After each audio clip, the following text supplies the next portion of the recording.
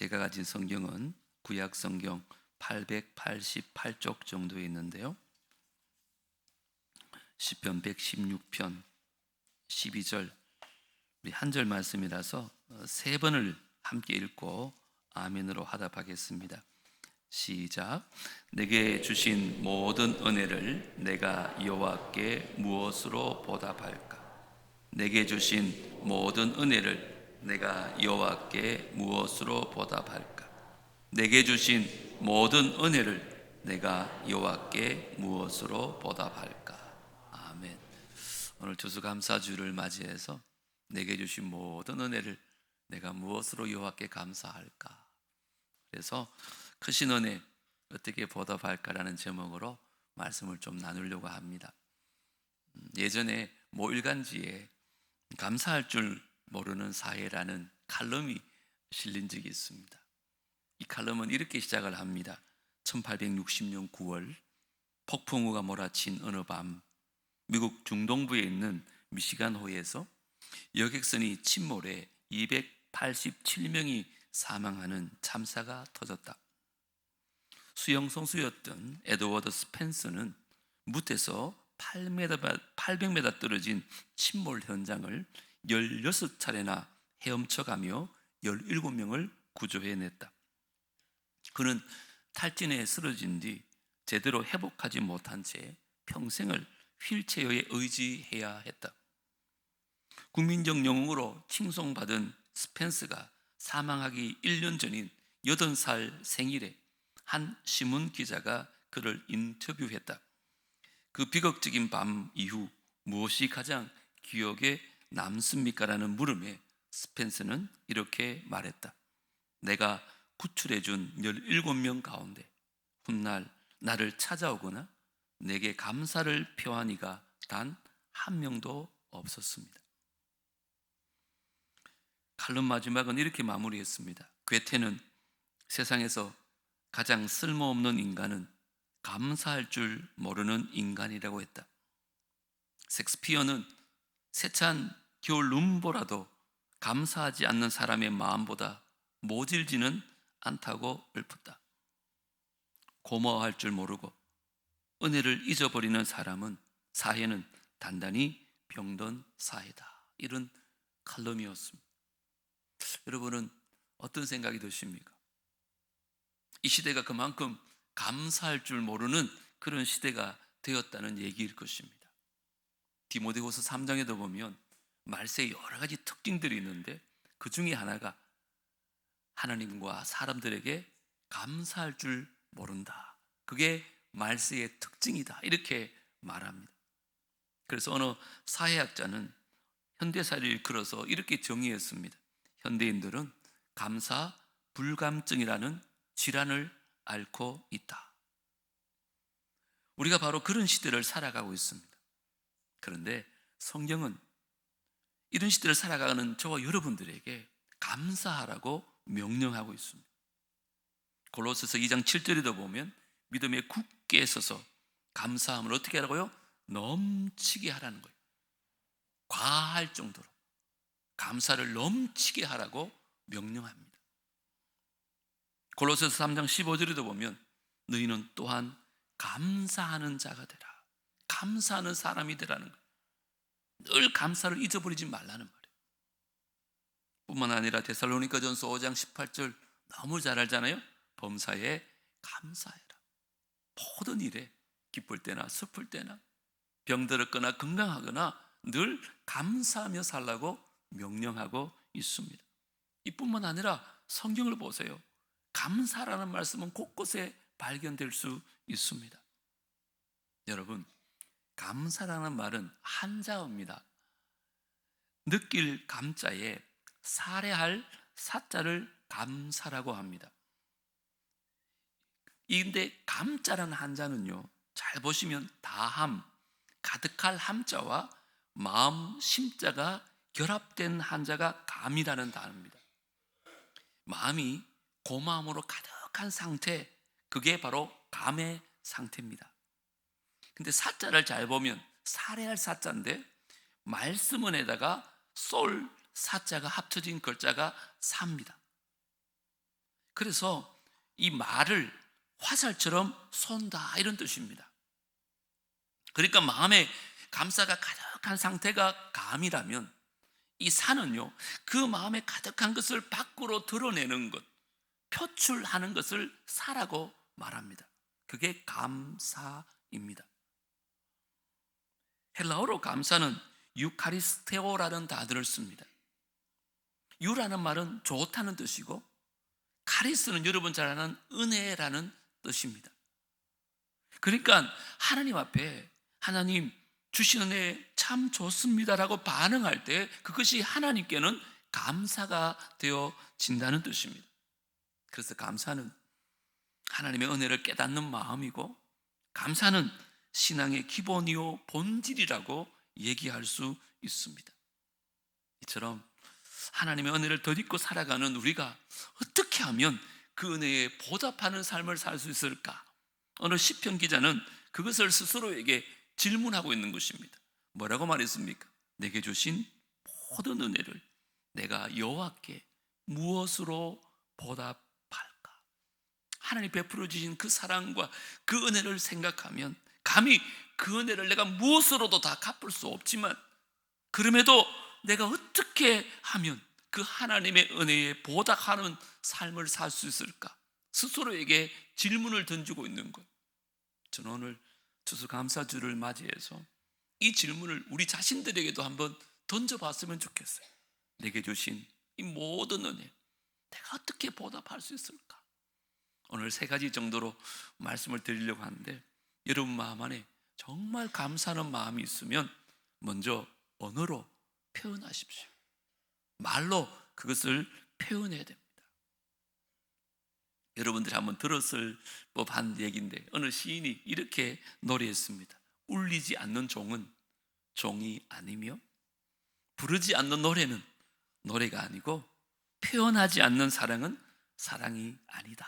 한번 들어보셨죠? 저는 이 말이 감사에 대해서도 동일하게 말할 수 있을 것 같아요. 우리 마음의 정말 고마운 마음이 가득 차 있으면 그것을 말로 표현할 때 온전한 감사가 되어진다는 거예요. 하나님에 대한 감사도 마찬가지입니다. 하나님 앞에 우리가 말로 감사할 때 그 자리가 기도의 자리라면 감사의 기도가 되는 것이고, 그 자리가 찬송의 자리라면 감사의 찬송이 되어지는 거예요. 마음으로만 품고 있는 것이 아니라 반드시 그것이 말로, 언어로 드러나야 감사가 되어진다는 것입니다. 그게 히브리서 13장 15절에 이렇게 표현합니다. 그러므로 우리는 예수로 말미암아 뭐하라고요? 항상 찬송의 제사를 하나님께 드리자. 이는 그 이름을 증언하는 뭐라고요? 입술의 열매니라. 구약의 제사는 동물들을 바쳐 드렸어요. 순양이나 소를 잡아가지고 제사를 드렸잖아요. 신약의 새 언약의 백성된 저와 여러분들은 동물을 들여서 제사를 드리지 않아요. 뭐 한다고요? 찬송의 제사를 드리라는 거예요. 그게 뭐라고요? 입술의 열매라고 말합니다. 하나님의 아름다우심을 드러내고 그 이름을 증거하는 그 고백, 이런 것들이 하나님의 은혜에 대한 감사의 고백이 되어져야 한다는 거예요. 그게 우리가 드려지는 예배라는 것입니다. 자, 그런데 우리가 하나님 앞에 감사를 고백할 때 주의해야 할 게 있습니다. 그냥 뭉뚱그려가지고 하나님 감사합니다라고 고백할 수도 있지요. 하지만 하나님이 원하시는 고백은 그게 아닙니다. 그 은혜를 기억하면서 낱낱이 구체적으로 조목조목 감사하기를 원해요. 그게 하나님이 기뻐하시는 감사입니다. 제가 이걸 언제 느낀 줄 알아요? 아이들 키워보니까 부모 마음을 이해하겠더라고요. 물론 아이들이 엄마 아빠 감사해요라고 말만 들어도 흐뭇하지요. 그런데 어떤 때는 아빠가 내한테 이렇게 해주셔서 내가 얼마나 고마웠는지 몰라요. 엄마가 내게 이렇게 해줘서 엄마 참 감사해요. 그럴 때 그 감사가 더 풍성해지고 우리 부모님 마음이 흐뭇하고 얼굴에 미소가 돋잖아요. 감사는 바로 그런 것입니다. 여러분, 사랑의 원자탄이라고 불려졌던 손양원 목사님 기념관에 가면요, 그 입구에 9가지 감사 제목이 적혀 있어요. 첫 번째, 나 같은 죄인의 혈통에서 순교의 자식을 낳게 하시니 감사합니다. 두 번째, 허다한 많은 성도 중에서 이런 보배를 나에게 주셨으니 감사합니다. 세 번째, 삼남 삼녀 중에서 가장 귀여운 맏아들과 둘째 아들을 바치게 하시니 감사합니다. 네 번째, 한 아들의 순교도 귀하거늘 하물며 두 아들이 함께 순교했으니 더 감사합니다. 다섯 번째, 예수 믿고서 와석 종신 누워 생을 마감하는 것도 복이라고 했는데 전도하다가 총살 순교했으니 더욱 감사합니다. 여섯 번째, 미국 가려고 유학 준비하던 아들이 미국보다 더 좋은 천국 갔으니 내 마음이 안심되어 더욱 감사합니다. 일곱 번째, 내 아들을 죽인 그 원수를 회개시켜 아들을 삼고자 하는 사랑의 마음 주신 하나님께 감사합니다. 여덟 번째, 내 아들의 순교의 열매로서 무수한 천국의 열매가 생길 것을 믿으면서 감사합니다. 마지막 아홉 번째, 역경 속에서도 그 하나님의 사랑을 깨닫게 하시고 이길 수 있는 믿음을 주신 하나님께 감사합니다. 여러분, 이 목사님의 9가지 감사 제목이 어떤 삶의 정황에서 일어난 줄 아시죠? 20살도 안 된 장남과 차남을 북한 공산당의 총살에 의해서 순교당했어요. 그 두 아들의 장례식장에서 고백한 감사가 바로 이 고백입니다. 여러분, 그런데 목사님께서 이 모든 것 감사합니다 그럴 수도 있잖아요. 그런데 그러지 않아요. 하나하나씩 9가지가 되는 감사의 제목을 고백하고 있는 거예요. 여러분, 한번 생각해 보세요. 이건 정말 그 마음 안에 감사의 마음이 있지 않으면 도저히 그렇게 나올 수 없는 고백이거든요. 그냥 모든 것이 하나님의 은혜입니다 그럴 수 있지만 뭉뚱그릴 수도 있는데, 이 목사님께서는 그 장례식장에서 그 두 아들을 떠나버리는 그 슬픔의 자리에서 절규하는 것이 아니라 오히려 총살시킨 그 원수를 용서하고 아들을 삼겠다는 이 구체적인 감사의 고백을 하고 있는 것을 볼 수 있습니다. 여러분, 이 고백을 듣는 하나님께서 얼마나 기쁘실까요? 우리가 감사절마다 자주 부르는 찬송이 날 구원하신 주 감사라는 찬송입니다. 오늘도 부르려고 주부에 실었는데요, 시인이 이 시를 쓰게 된 배경이 있어요. 이분은 스웨덴에서 태어나가지고 18살 때 예수님을 영접하고 구세군 교회의 목사님이 되셨어요. 그런데 37살 나이에 사고를 당해가지고요, 평생 걷지도 못하는 척추 장애인이 되고 맙니다.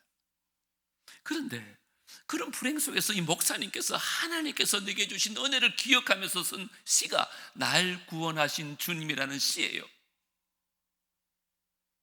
그 시가 곡이 붙여져서 온 세상 가운데 주님을 찬양하는 노래가 되었는데, 거기 보시면 아주 구체적인 감사를 하고 있어요.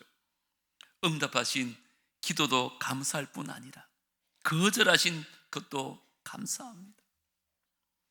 풍랑도 참 많았지만 헤쳐나온 풍랑도 감사합니다. 물론 기쁨도 감사하지만 슬픔과 아픔을 주신 것도 감사합니다. 길가에 핀 장미꽃도 감사하지만 그 장미꽃에 있는 가시도 감사합니다.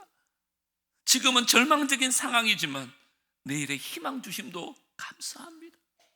이렇게 감사의 제목들을 조목조목 찾아가지고 하나님 앞에 감사의 찬양을 드리고 있습니다. 여러분, 감사는 그런 것입니다. 오늘 숨을 쉬는 것도 감사하고, 나를 구원하신 것도 감사하고, 내 뜻대로 안 돼도 주가 인도하신 것 감사하고, 이렇게 감사할 때 하나님께서 그 감사의 고백을 받으시고는 부모님이 그런 것처럼 빙긋이 웃으시면서 그런 미소를 우리가 느낄 수 있는 것입니다. 우리 교회는 해마다 감사 예물 드릴 때 꼭 10가지 기도 제목을 좀 적으라는 이유도 바로 이것 때문입니다. 우리가 뭐 대단한 업적을 이루어야 되는 거 아니에요. 올림픽에서 금메달 따고 연예대상 따고 하나님께 영광 올려드립니다. 그게 아닐지라도 우리 일상 속에서 정말 일상을 살아가면서 사소하게 주신 그 은혜에 감사하는 고백을 드린다면 그 고백이 하나님 앞에는 영광이 되어지고 주님 기뻐 받으시는 예물이 되어질 줄 믿습니다. 정말 감사하는 마음이 있으시다면 반드시 여러분 말로, 언어로 표현해야 됩니다. 그게 하나님이 기뻐 받으시는 감사의 제물입니다. 자, 두 번째, 뿐만 아니라 정말 감사하는 마음이 있으면 사례로 드러내라는 겁니다. 감사의 사자가 바로 사례 사자거든요. 이 말로뿐만 아니라 사례로 선물 같은 것도 하잖아요. 여러분 정말 진심으로 감사하는 사람 찾아가서 선물로 그 마음을 전할 때가 있잖아요. 감사합니다 그러면서. 왜 그럴까요? 마음 안에 감사를 사례로 드러내는 거죠. 저는 우리 하나님의 은혜에 대한 마음도 마찬가지가 아닌가 생각됩니다. 그래서 성경에 보시면 여러분 예배 가운데 올 때 빈손으로 오지 말래요. 예물을 반드시 가지고 오래요. 그 이유가 뭐냐?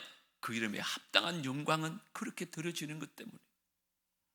여러분 시편 96편 8절 한번 같이 읽어보겠습니다. 시작. 여호와의 이름에 합당한 영광을 그에게 돌릴지어다. 예물을 들고 그의 궁정에 들어갈지어다.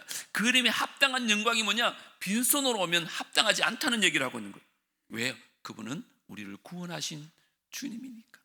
그 은혜를 생각하면 어떻게 빈손으로 올 수 있느냐? 성경은 그렇게 말합니다. 이런 말씀 드려서 죄송한데요, 저희 집에도 가끔 손님을 초대하잖아요. 제가 늘 말씀합니다. 꼭 빈손으로 오자. 지난번 우리 오기 성장반 수료하면서 저희 집에 다 초대를 했습니다. 그렇게 말했는데 꼭 빈손으로 오지 않더라고요. 뭘 하나 꼭 들고 와요. 그래서 왜 그러냐고 그랬더만, 아이고 목사님 댁에 가는데 이렇게 빈손으로 가겠습니까? 이러더라고요. 그죠? 이 목사 집에 오는데도 빈손으로 오는 게 예의가 아닌 것 같아서 뭐라도 하나 들고 오는데, 우리가 하나님 앞에 예배 드릴 때 빈손으로 오는 것은 그 이름에 합당한 영광이 아니다고 말하고 있어요. 여러분 신명기 16장 10절도 한번 보세요. 내 하나님 여호와께서 내게 복을 주신 대로 내 힘을 헤아려 자원하는 예물을 드려라. 그 예물을 가져올 때 힘을 다해서, 남은 것 때문에 그런 게 아니라 힘을 다하고 자원하는 마음으로, 억지로 하는 것이 아니라 기쁨으로 드리는 예물이 하나님 옆에 합당한 예물이다, 이렇게 말합니다. 우리 하나만 더 볼까요? 16장 17절 같이 읽겠습니다. 시작. 각 사람이 내 하나님 여호와께서 주신 복을 따라 그 힘대로 드릴지니라. 보세요. 주신 은혜 생각하면 그 은혜 감사해서 주신 복을 생각하고 그게 합당하게 예물을 드리는 것이 주님 앞에 합당한 예물이라고 말하고 있어요. 여러분은 주일마다 예물 드리고 오늘 감사절 예물을 드릴 텐데 그 이름에 합당한 영광으로 드리고 있습니까? 제가 설교 준비하면서 어느 목사님 설교 시간에 이런 예화를 하더라고요. 중동의 그 어느 왕자가 큰 병이 걸렸나 봐요. 그래서 미국에 가가지고 큰 수술을 했는데 진짜 그 병이 깨끗하게 나아가지고 다시 중동으로 돌아간 거예요. 이제 의사가 병원비를 청구를 해야 되는데 주변 친구들이, 어떤 친구는 그래도 왕자를 치료한 게 얼마나 영광스러운 일이냐, 한 1,000불 정도만 청구해라. 그게 한 150만 원 정도밖에 안 되잖아요. 근데 한 친구는 이런 기회가 어디 있냐고, 한 5만 불 청구해라고, 부자 나라 왕자인데 그 정도 안 주겠냐고 막 고민이 되어지는 거죠. 그래서 이분이 믿는 분이었는데 교회 담임 목사님을 찾아갔어요. 왜냐하면 그분이 중동에서 선교사를 하다가 목회를 하거든요. 그래서 중동 문화를 너무 잘 아실 것 같아서 여쭤봤더니 아니나 다를까 그분이 이렇게 말씀하셨대요. 중동 왕실의 왕자들은 프라이드가 굉장히 셉니다. 그들은 신분을 아주 중요시합니다. 그러니까 액수를 적은 청구서를 보내지 마시고 빈 청구서 아래에다가 이렇게 적어서 보내보십시오. 왕자님의 신분에 합당하게 병원비를 내주시기 바랍니다. 이렇게. 진짜 이 의사가 이 목사님 말씀대로 했어요. 아니나 다를까 돈을 보내왔는데 왕자가 무려 7만 5천 달러를 보내온 거예요. 너무 놀래가지고 목사님께 전화를 했어요. 목사님, 목사님 말씀대로 했더니 이 왕자가 제게 7만 5천 달러를 보내왔습니다. 그 얘기를 이제 설교 시간에 하시는 거예요. 그러면서 그 목사님께서 뭐라고 했냐면, 우리도 죄인으로 있었다가 하나님의 은혜 가운데 의인이 되어지고 하나님의 자녀라는 신분을 얻게 되었습니다. 그 은혜에 합당한 예물을 다음 주일날 드리시기 바랍니다. 그리고 강구를 했다는 거예요. 그 다음 주 추수감사주일이었는데 교회 역사상 가장 많은 5천만 원을 누군가가 헌금을 한 거예요. 갑자기 표정들이 막 부럽기도 하고 막 부담스럽기도 하죠. 제가 여러분에게 부담 드리려고 하는 거 아니에요. 이 말씀 들으면서 물론 5천만 원 드릴 수 있으면 참 좋죠. 하나님, 저도 이제 5천만 원 헌금할 수 있는 은혜를 주십시오. 그렇게 기도하라고 제가 드리는 말씀 절대 아닙니다. 제가 그 다음 얘기를 드리려고 하는 얘기예요. 내가 이 얘기를 우리 목사님 책 모임에서 한번 했더니 그 교회 목사님이 한번 겪었던 얘기를 하더라고요. 추수감사절 헌금 봉투를 이렇게 받았는데 빈 봉투가 하나 들어왔대. 그 표지에는 연필로 꼬불꼬불한 글씨를 썼는데 예수님, 내 마음을 드립니다, 이렇게 쓰시고는 그 밑에다가 이 교회에 출석하고 있는 할머니 성함이 3글자가 적혀 있더래요. 이분이 혼자 사시고 너무너무 가난하게 사셨거든. 주신 은혜가 너무 감사해서 예물을 드리고 싶은데도 드릴 예물이 없었던 거예요. 그래서 빈 봉투에다가 예수님, 내 마음을 드립니다. 이 봉투를 드렸는데 목사님과 재정부원들이 그 봉투를 보면서 그렇게 많이 울었대. 여러분, 저는요 5천만 원을 드린 그분의 헌금도 우리 주님 기뻐 받았으리라 저는 그렇게 봅니다. 마음에서 우러나는 헌금이었기 때문에. 하지만 저는요 마음은 있지만 드릴 예물이 없어가지고 그 빈 봉투에서 예수님, 내 마음을 드립니다, 이 예물도 어떤 예물보다 하나님께서 기뻐 받으신 줄 믿습니다. 왜 그럴까요? 우리 하나님은요 우리 마음의 중심을 보시는 분이시기 때문에 그래요. 물론 액수도 중요하죠. 하지만 중심을 보시는 그 하나님 앞에 우리가 어떤 마음으로 예물을 드리는가, 이게 액수보다 더 중요해요. 그래서 우리 교회는 해마다 그렇게 하자고 지금 하고 있는 거죠. 오늘 저와 여러분이 드리는 예물 어떻습니까? 액수와 관계없이 정말 여러분 마음을 다해서 감사 예물을 드릴 수 있게 되기를 주의 이름으로 축복합니다. 그렇게 드려질 때 그 예물이 주의 이름에 합당한 예물이 되어지는 거예요. 자, 마지막 3번째, 제일 중요한 건데요, 정말 감사하는 마음이 있으면 오늘뿐 아니라 앞으로 살아가면서 삶으로 그 감사하는 마음을 드러내야 됩니다. 제가 오늘 이 얘기하고 싶은데요, 동양 사상에서는 효 가운데 최고의 효를 양지라고 합니다. 양지지효라고 그러거든요. 이 양지란 말은 그 부모의 뜻과 마음을 잘 알고 살핀다는 뜻이에요. 우리가 부모님에게 용돈을 많이 드리는 것도 효 맞죠. 하지만 그보다 더 큰, 더 높은 효도는 그 부모님의 마음을 잘 알고 그 뜻을 잘 받들고 살펴주는 것이 동양에서는 최고의 효라고 말합니다. 저는 이 얘기를 들으면서 우리가 하나님 앞에 우리의 감사의 보답도 마찬가지가 아닌가. 물론 내가 수천만 원의 감사예물을 드린다 할지라도 보세요, 내가 살아가는 삶의 모습이 하나님의 뜻과는 전혀 상관없는 삶을 살아간다면 그게 과연 진정한 하나님의 은혜에 대한 보답의 예물이 될까요? 저는 아니라고 봅니다.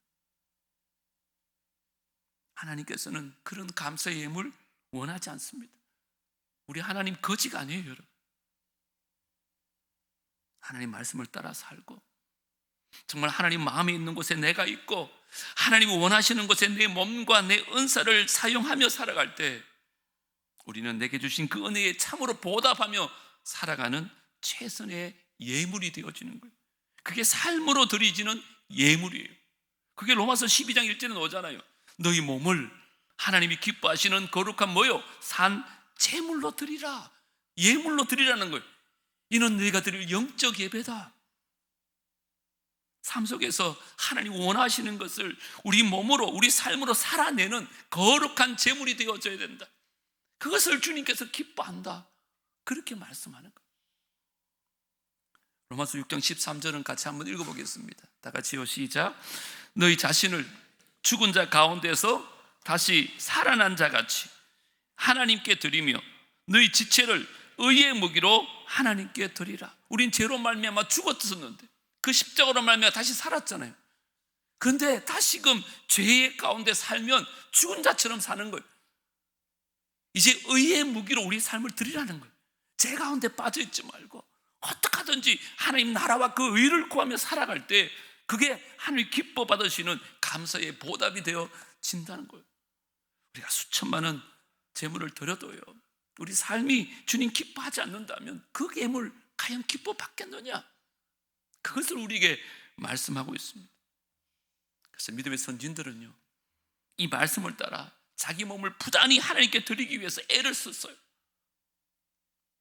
여러분, 아이작 와트라는 분이 찬송시를 많이 썼거든요. 그 가운데 여러분 잘 아는 143장 웬 말인가 날 위하여도 그 예수님 십자가를 생각하면서 그 은혜를 묵상하면서 이런 결단을 합니다.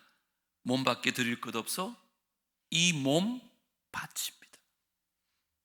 주님 은혜 생각하니까 그 은혜 다 갚을 길이 없어요. 그래서 마지막으로 이 몸을 주님께 바칩니다.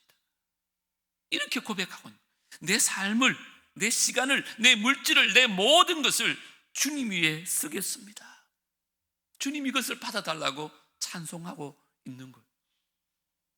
여러분, 찬송가 216장이 성자의 귀한 몸이라는 찬양인데, 여러분 4절 가사를 한번 잘 보십시오. 이렇게 시인은 노래합니다.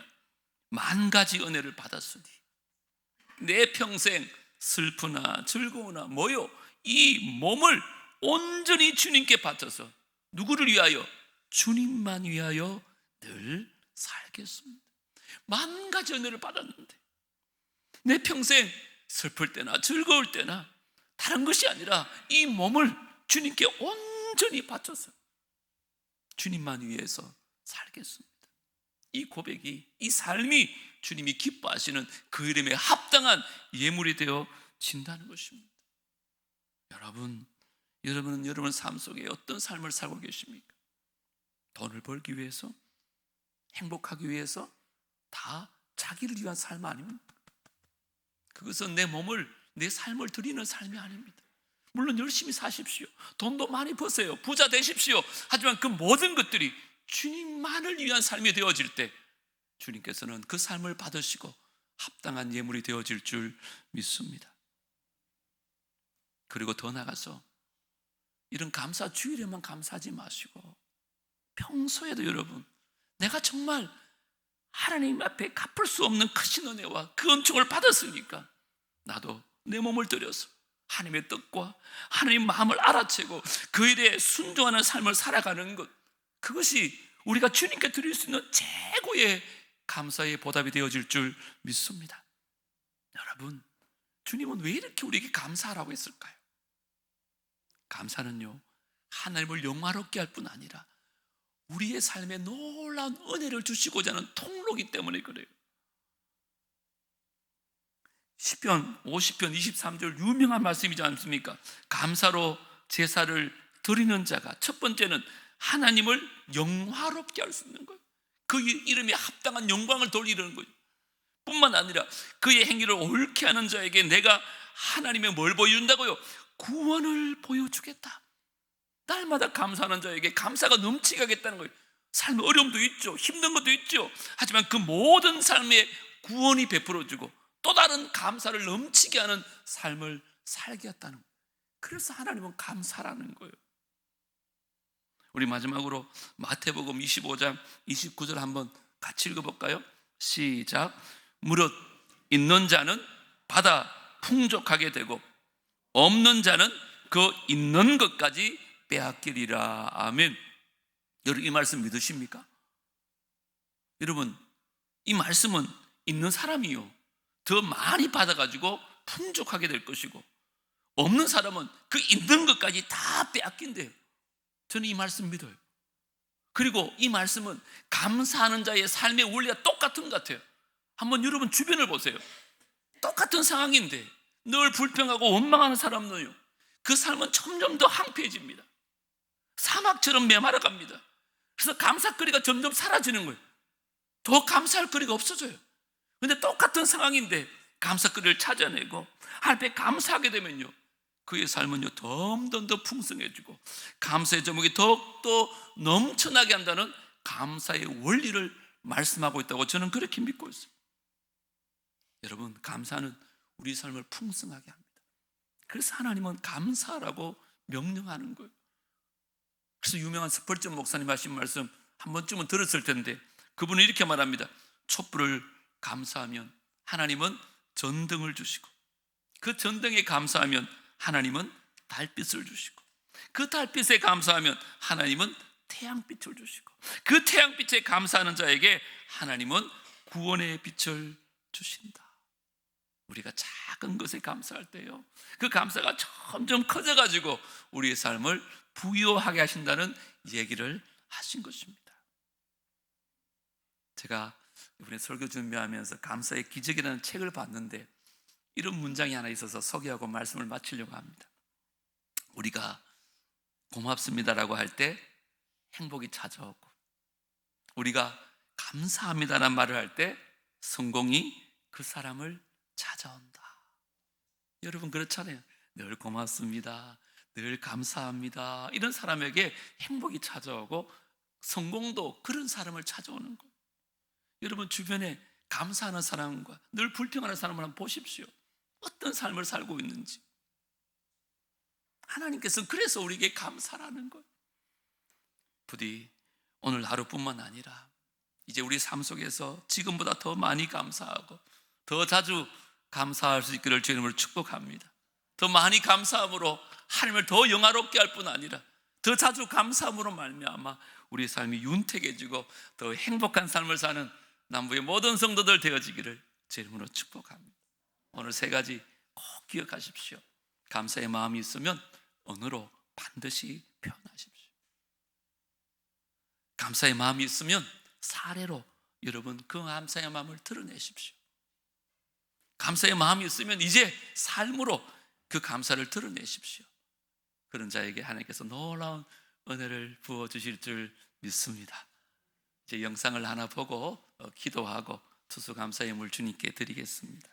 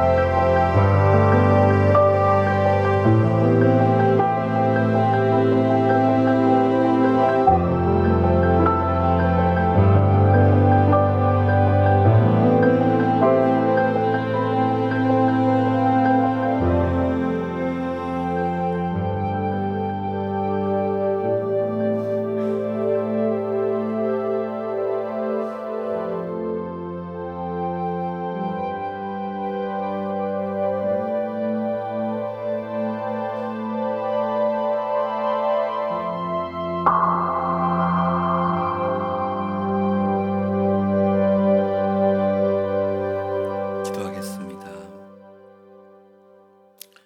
하나님 아버지, 추수감사 주일에 크신 은혜 어떻게 보답할까라는 질문을 우리 자신에게 던지면서 오늘 말씀을 살펴봅니다. 정말 우리 안에 먼저 주님을 향한 감사의 마음이 충만하게 하여 주시옵소서. 그 감사의 마음을 감사의 고백으로 주님 앞에 올려드리게 하여 주시고, 또한 사례로 주님을 영화롭게 할 수 있도록 도우시며, 하나님 영광에 합당하게 하나님 우리에게 복 주신 대로 힘을 다하여 감사의 예물을 드리게 하여 주옵소서. 주님이 기뻐하시는 곳에, 주님이 원하시는 곳에 우리의 인생을 아낌없이 사용함으로써 우리의 모든 삶이 하나님의 은혜에 대한 감사의 응답이 될 수 있도록 우리를 권고하여 주옵소서. 특별히 감사하는 심령에 감사의 은혜가 더 넘쳐나게 하여 주시고, 감사하는 가정에 감사의 복이 더 넘쳐나게 하여 주시고, 감사하는 우리 교회에 감사의 고백이 더욱더 넘쳐날 수 있도록 하나님께서 역사하여 주시옵소서. 그 은혜 감사해서 이제 예물 드립니다. 30배, 60배, 100배로 갚으시고 1000배, 10,000배로 축복하여 주셔서 더 많은 것으로 우리 하나님 앞에 영광 올려드리고 많은 사람들에게 나누고 베풀고 섬길 수 있는 축복의 통로들이 다 되게 하여 주옵소서. 우리 주 예수 그리스도의 이름으로 기도드리옵나이다. 아멘. 오늘 말씀 기억하면서 찬양하며 예물 드리겠습니다.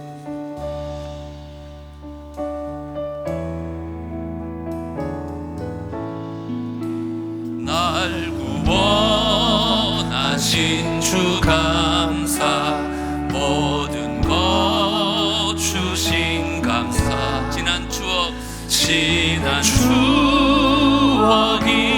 주님 내 곁에, 주 내 곁에 계신 향기로운 봄철의 향기로운 봄철의 외로운 가을 날 감사, 사라진 눈물도 감사, 나의 영혼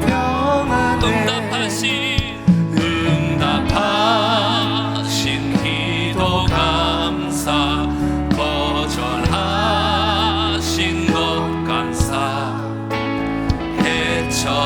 헤쳐나온 풍랑 감사, 모든 것 채우시네.